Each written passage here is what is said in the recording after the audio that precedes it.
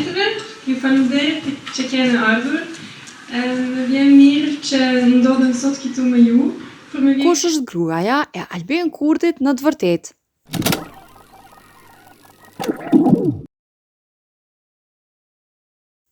Shpesh është folur në Kosovë për gruan e kryeministrit Kurti.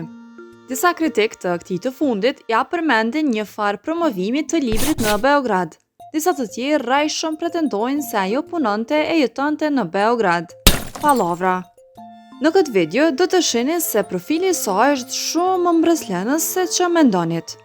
Prandaj, të mos humbim kohë e t'i japim fund pallavrave, me fakte e jo me thashe theme. Diku në mars të vitit 2014 u bë e ditur se Albin Kurti ishte martuar. Gruaja e tij ishte një norvegjeze me emrin Rita Augenstat Knudsen. Por, pavarësisht që kanë kaluar 11 vjet prej asaj martese dhe burri i saj është bërë politikani më popullor në Kosovë, Rita Knudsen vazhdon të mbetet e mbështjellur me një tis misteri te publiku kosovar. Nga të dhënat publike në dispozicion, gjëja e parë dhe më e rëndësishmja që mësohet është se zonja Knudsen është hulumtuese e lartë në Institutin Norvegjez NUPI. Ky është një institut kërkimor me reputacion goxha të fortë. Te NUPI ai u punon që 20 vjet, prej kohës kur Albin Kurti e qeli vetëvendosjen. Çfarë bindjesh ka zonja Knudsen dhe çka e lidhi me Kosovën? Shkaku i profilit të ulët që mbante është e pamundur të dihet me detaje se kur sakt erdhi në Kosovë në vitet 2000. Por, dihet që erdhi shkaku i kërkimeve të saj akademike. Ajo nisi të punonte në përgatitjen e raporti pikërisht për NUPin e Norvegjisë mbi procesin e privatizimeve. International officials chose, prepared and led Kosovo's privatization from 1999 to 2008 by removing the issue from the field of democratic contestation and debate and into their own hands. Ideja thelbësore e këtij raportit që po e prezanton këtu ishte se zyrtarët ndërkombëtar privatizime në Kosovë e konsideruan si çështje teknike e jo si çështje politike. Me këtë gjë, zonja Knudsen nuk kupton mospërfshirjen e kosovarëve në vendimarrje. Dhe siç e dim, kjo ishte e vërtetë. Ky prezantim në vitin 2010, që e gjeni në faqen RIT Kosovo në YouTube, duhet thënë se nuk i shkoi aq mirë. Audienca ishte pak sa më shumë se që duhej kritike duke lënë përshtypjen se ajo s'e kishte testuar e elaboruar sa duhet hipotezën bazë. Madje edhe presidenti i Universitetit Amerikan atë Chris Hall shprehet kritik në lidhje me atë se sa reale ishte ajo çka po argumentonte zonja Knudsen. And I'm not sure that you can divorce the privatization policy from the other components of that state-building model.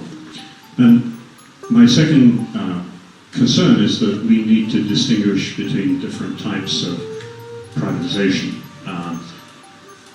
Një zyrtar i zyrës së BE-s në Kosovë reagoi 2 herë gjatë këtij prezantimi duke përmendur madje edhe një vlerësim të jashtëm që ishte bërë procesit, e i cili nuk ishte përfshirë në raportin e zonjës Knudsen.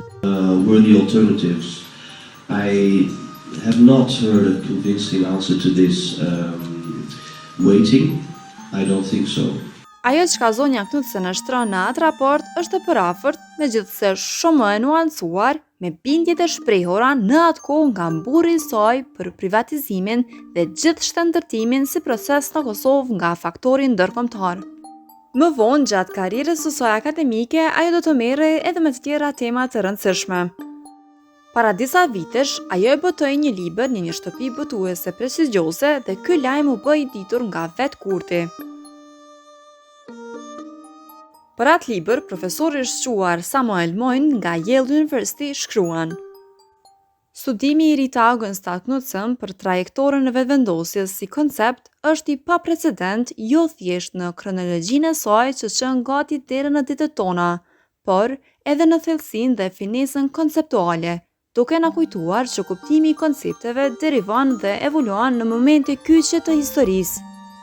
Pra, goxha fjalë të mira apo jo? Në profilin e saj akademik, zonja Knudsen ka marrë cintime në masë të ulët krahasuar me kolegët e saj nga NUPI, por deri diku të kënaqshme marr parasysh fushat specifike në të cilat është fokusuar. Që ta themi trosh, gruaja e kryeministrit ton nuk punon në Beograd, por në Oslo, me një institucion kredibil që bën hulumtime të cilat ndihmojnë NATO-n e BE-n. Pra, kushdo prej kritikëve të Kurtit që sulmon për gruan e tij, na besoni që se di se çka po flet. Me qëra fjala, edhe ne kritikojmë Kurtin për shumë çështje dhe do të vazhdojmë ta kritikojmë, por jo ku s'duhet e për çka s'duhet. Bështetna me një subscribe, ne jemi kanal që punojmë në baza vullnetare. Faleminderit krejt juve që tashmë e keni bërë.